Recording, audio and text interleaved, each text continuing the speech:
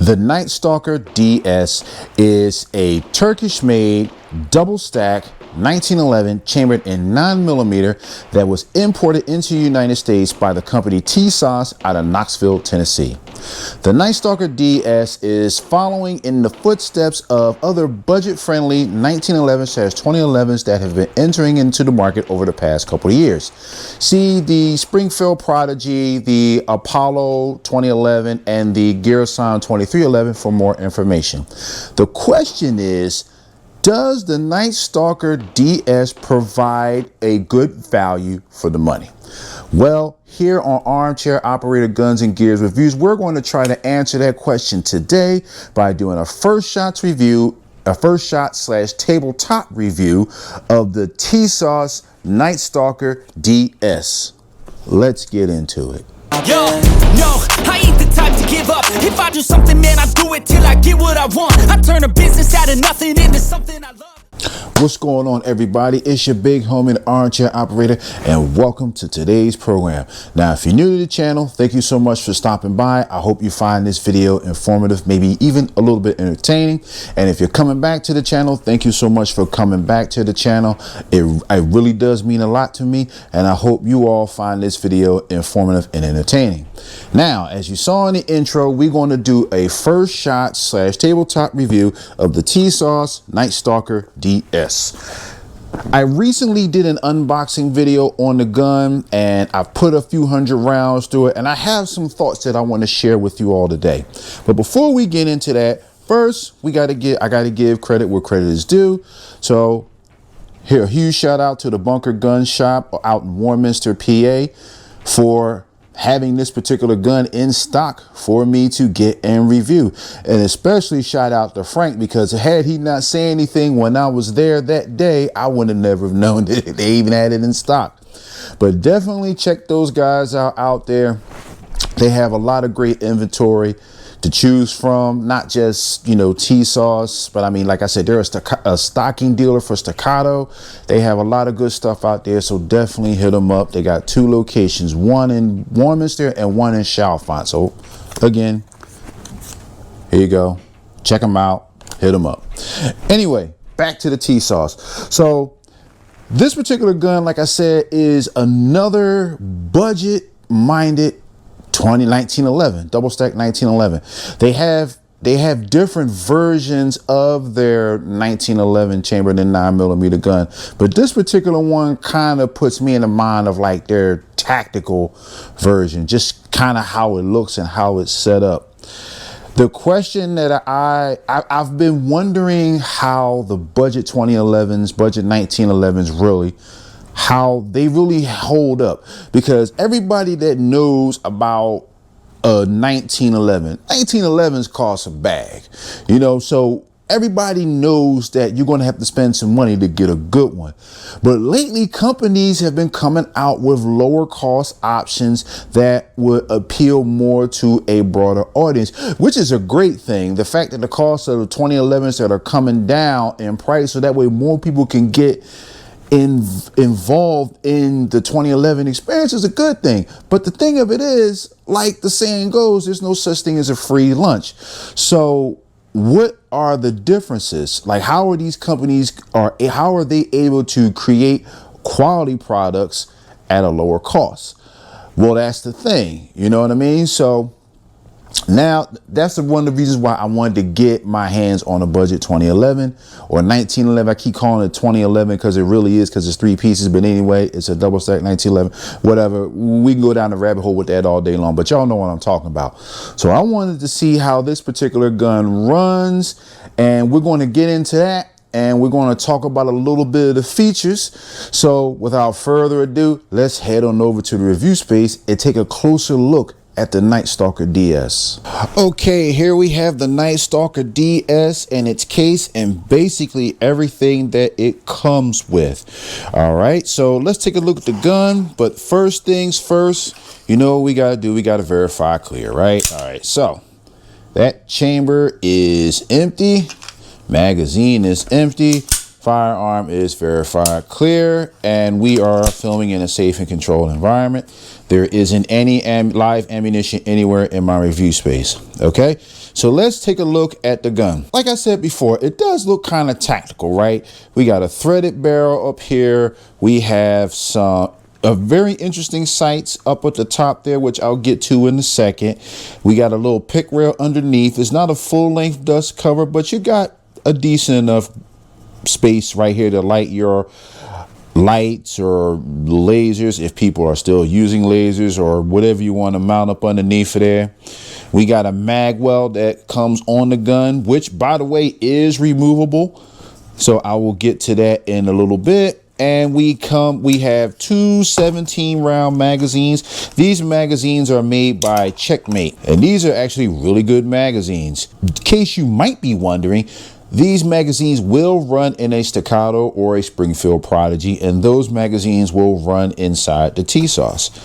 But one of the things that kind of struck me as really good is the fact that you get two good quality magazines with this pistol. So that is awesome. And if anybody knows anything about magazine fed firearms, is that having good quality magazines is key for this gun to function properly. All right, let's take a look up here real quick. We got our customary gun lock, you know, because of safety, right? We're just gonna put that aside, and they give you a cleaning kit. I gotta admit, this gave me kind of Canic CZ vibes when I saw this. Got a nice little cleaning right here with your cleaning patches, and you got your little brush here to clean the barrel and all that. And that's, you know what I mean, that's what's up. I like when companies give you that little bit extra, you know. Another thing we got down here is a tool. So in case you didn't notice, this particular 1911 has a bushing on the barrel itself. So when it comes to field stripping this gun, you're going to need this tool in order to get that bushing off, in order to complete the field strip of the gun. So that's what this particular tool is. I'm not going to go into the field stripping portion, the field stripping of the pistol in this review, YouTube guidelines.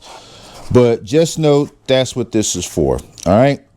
So anyway, let's slide this aside and let's look at the gun itself. And let's take a look at the sights. So the sights, I like the sights on this because you got a serrated blacked out rear sight.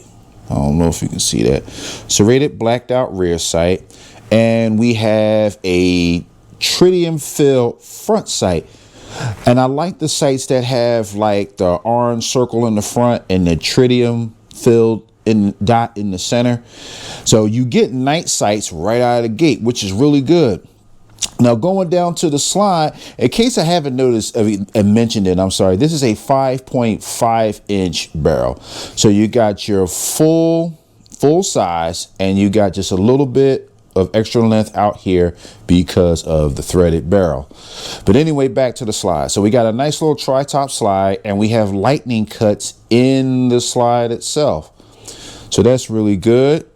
Now, this barrel is not a DLC coated barrel. I think it's a 4140 carbon steel barrel, and this is just like a regular nitrided finish. But I'm gonna tell you straight up, the action on this thing is very smooth. And that's another thing that really stuck out to me. First of all, let me just go ahead and say this right from the hop. This gun cost me less than $800. I'm gonna say it again. This 1911 is a sub $800 gun. All right, and that action is smooth. It's not gritty. It's not binding. None of that. Another thing, let's do the frame, the slide fitment real quick. Let me see if I can kind of get this on the camera. So I'm moving it right now, right? And it's not moving a whole lot. Now, mind you, I have put a few hundred rounds through the gun so far, but that slide to frame fitment is pretty good. Again, like I said, this is a sub $800 1911. So that's really good. But anywho, We got some slide serrations in the back here, right, to grip the rack, the slide. We don't have any up front, unfortunately. And we also are cut for your optic. Now, the optic footprint on this particular gun is the RMS-C pattern, and it's a direct mount. So if you have something like the Shield RMS or the RMR-CC or something like that, you can just do a direct mount to the slide, and you'll have a lower 1/3 co-witness with these sights. I don't have a micro dot, unfortunately, so I have not been able to test that, but just according to the website and the spec sheet itself, that's what this is cut for. All right, moving on down, we have ambidextrous safeties. We got a safety over here and a safety on this side. This side, the safety on the left side gives you a little bit more of a ledge than the safety on this side. So this particular way, so if you're a right-handed shooter, it gives you just a little bit more of a ledge, so that way you can ride that safety. That's one of the good things about 1911s and 2011s, that extra safety. You could use that as a ledge to essentially give you better control of the pistol under recoil. Now, we got ourselves a ringed hammer, flat face trigger. It's not skeletonized, and I believe this trigger shoot is polymer. Speaking of the trigger, now on paper, this particular gun is listed as a 4.5 pound trigger pull. For me, the trigger pull has been breaking more consistently around 5 pounds, but again, like in fairness, the gun is very new. So let me I got my trigger pull gauge, and let me see if I can do that real quick for y'all. Let's see here. All right, so that's actually a little bit over 5.5, but I think that's because of the way that I did it. Let me try it another way, so that way you all can actually see what the heck is going on here. All right. Okay, that's a little over 5.5 poundish again. We're gonna try one more time, which is actually pretty interesting because this has been breaking. When I tested this before, it was breaking pretty consistently at 5 pounds.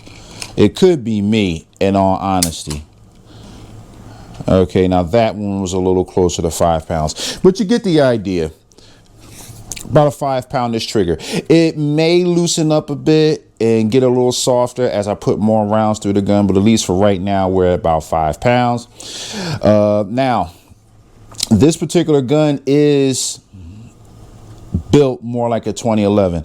I say that because we have the slide and barrel assembly, we have the frame, and we do have a polymer grip module right here. So that's why I've been calling it a 2011 essentially, because it has the 3 pieces, whereas a regular 1911 just has a full 1-piece frame, a slide and barrel assembly. All right, so we got a standard magazine release. This magazine release does feel a little stiff, but if you get on there good enough, it does eject the magazines freely from the gun, which is cool. The grip panel, the grips themselves, the texture is not very aggressive. I kind of wish it was a bit more aggressive, but I mean, it'll get the job done. We got the checkering on the mainspring housing here, and we also got some checkering up front.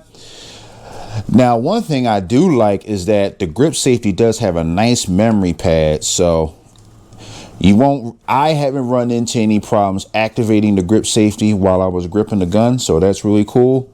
Now, I'll just show this for some of the nerds out there. It's a little bit of play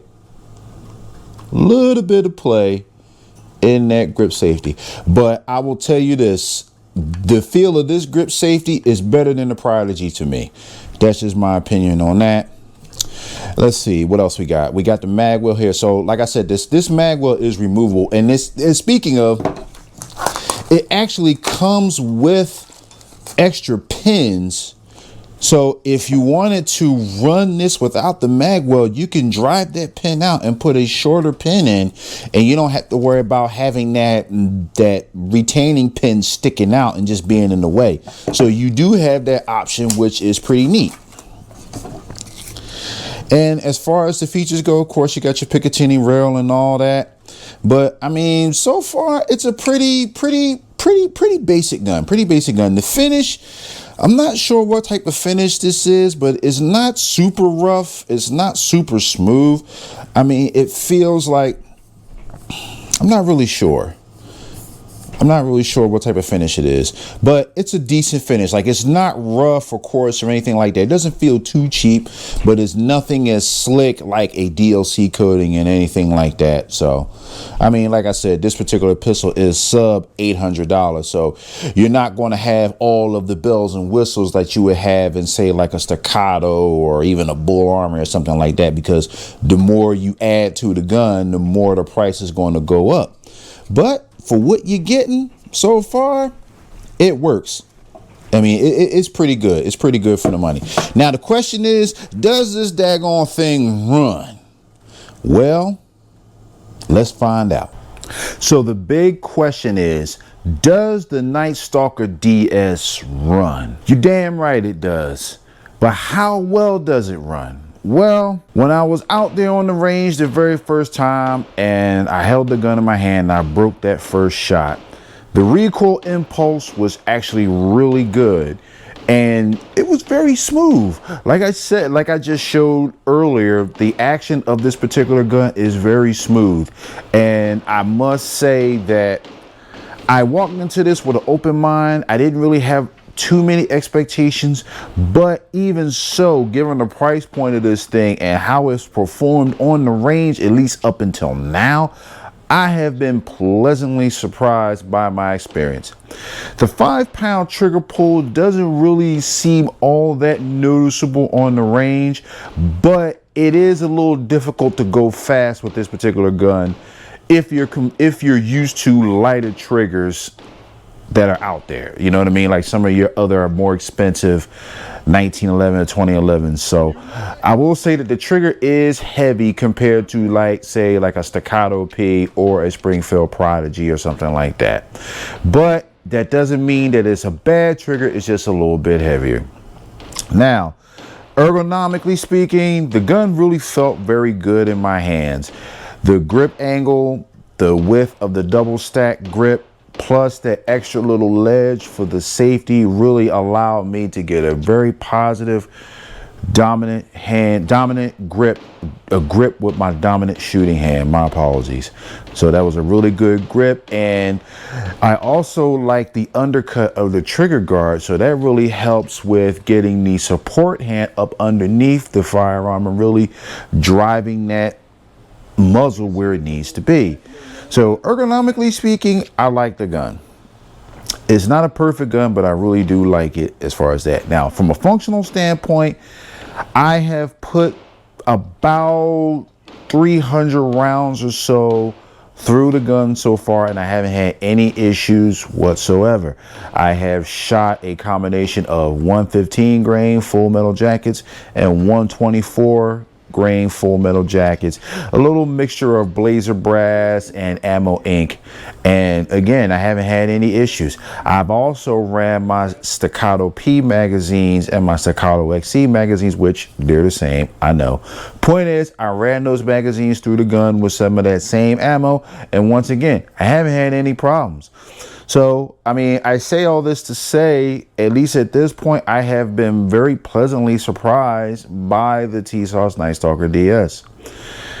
Which is interesting because I have shot a Springfield Prodigy 4 1/4 inch, and I don't know what it was about that gun, but I was very underwhelmed by the experience. And this particular gun performs similarly to that, but at least in my opinion, I think the Tisas is a little bit better.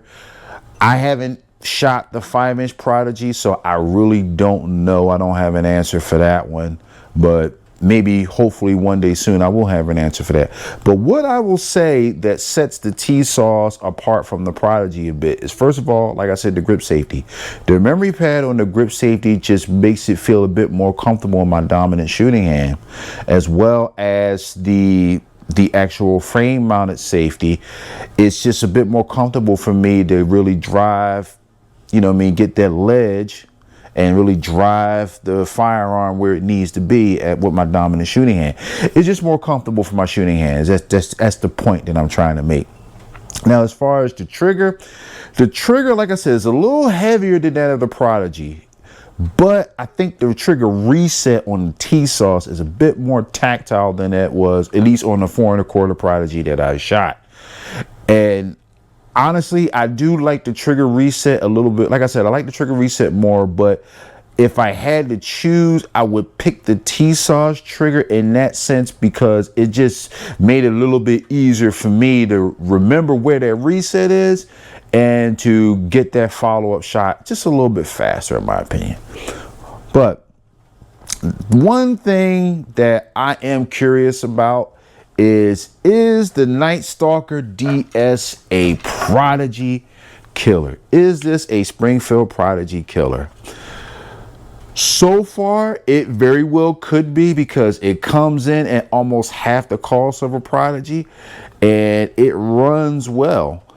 Honestly, it runs well. But I'm going to do a 1,000-round follow-up video of this particular pistol and definitely let y'all know where this gun stands at 1,000 rounds. But so far, given the price point and how it runs, I have been thoroughly impressed. Now, do you all have any experience with the Tisas Night Stalker DS or any Tisas 1911 and 2011 guns? Let me know down in the comment section. I'm very curious to know what your experiences with the Night Stalker DS is like, and do you consider it a Springfield Prodigy killer? Now, I'm just going to say this. I think the Prodigy looks nicer than the Tisas Night Stalker. This is my opinion. I just have an affinity for, like, you know, the bull barrel that the Prodigy has, the stainless steel bull barrel, reverse crown, like that whole look. But I mean, hey, this is a cheaper gun, and if it can run just as well, or maybe even in some cases better, most people, including myself, will go for that. But again, I'm gonna leave that up to y'all. Do you think that the Tisas Night Stalker DS could be a Springfield Prodigy killer? Let me know down in the comments section. Let's get this discussion popping, y'all. And as always, thank you so much for taking the time to watch this video. But it's time for me to hit the road. This is your big homie, man, and I'm out. Peace.